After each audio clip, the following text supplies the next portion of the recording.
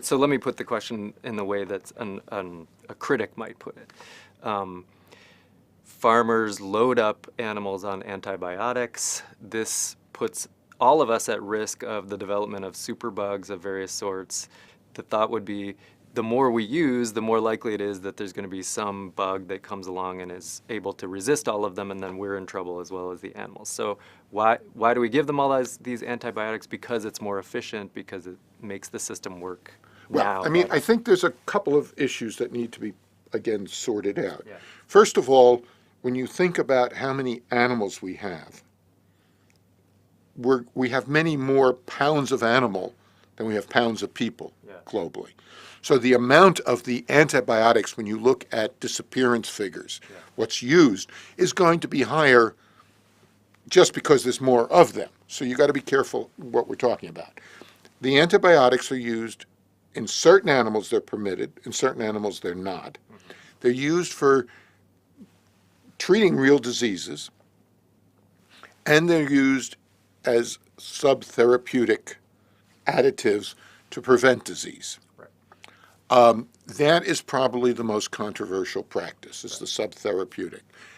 The industry is aware of the concern, and all of the manufacturers of the antibiotics have agreed to some of the specific plans that FDA, Food and Drug Administration of our government, have put forward to limit the use of those specific drugs that have a human equivalent in animals only under veterinary supervision. So we are going to reduce that. We've identified a problem.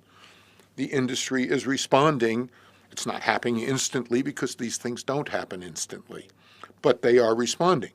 A large number of the things we use that we call antibiotics, first of all, are not ones that will cause superbugs. They're not ones we use on humans.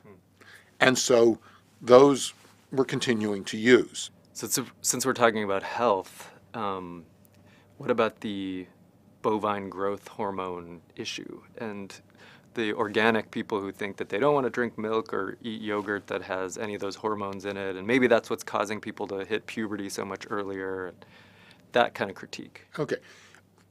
First of all, when bovine growth hormone first came in, they discovered they had some usage problems. So there were some problems with the cows, and some cows did get sick.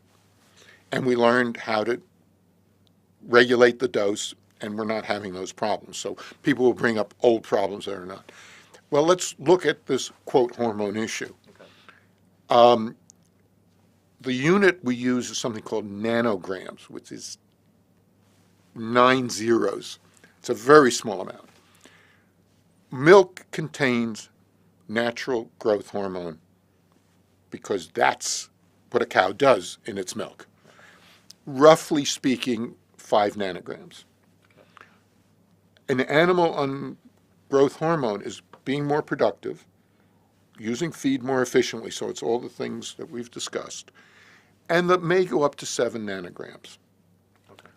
On the other hand, many of the people who are complaining are, again, our vegetarian, vegan folk, who are, many of them young females, most of whom are probably on the pill, and they're taking 30,000 nanograms per day of growth of hormones.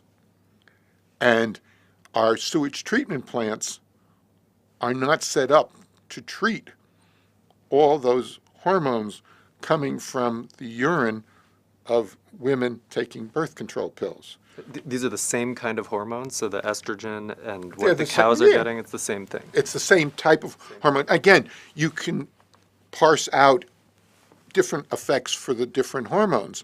But when you're looking at the water supply affecting the frogs, the freaky frog issue, how are you parsing this very small amount that's increased in the milk, which is then showing up probably as almost no real difference in the urine from the women who are excreting from having had 30,000 nanograms as opposed to 5 or 8.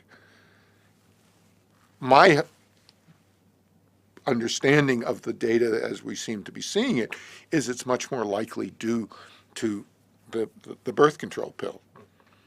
So again, it's a complex issue that for political reasons gets simplified. I mean, the fact is that FDA has come out very clearly and said there is no real difference and there is no impact of this on humans. And if you claim to be BST free, you actually have to put the FDA disclaimer. But people, again, don't want to do the detailed analysis. It's very hard. I mean, as a food scientist, I was thinking as we were getting ready for this discussion, there are, 40,000 products in a supermarket, in any one supermarket. I don't know how many products we have in America. I certainly don't know everything there is to know about everything in the food supply. Overall, we have the healthiest, safest food supply if we choose to purchase intelligently. If we purchase poorly, we can become overweight, we can become hypertense. We need to take some of the responsibility of our own diet. On the other hand, we also need to think about what are the impact of what we do on the global picture.